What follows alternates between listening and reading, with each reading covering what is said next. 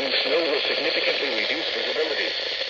The hazardous conditions are expected to impact the Monday morning commute. Gusty winds could bring down tree branches. Travel should be restricted to emergencies only. If you must travel, have a winter survival kit with you.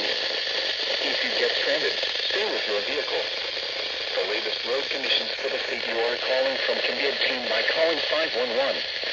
A blizzard warning means severe winter weather conditions are expected. Falling and blowing snow with strong winds are likely. This will lead to whiteout conditions, making travel extremely dangerous.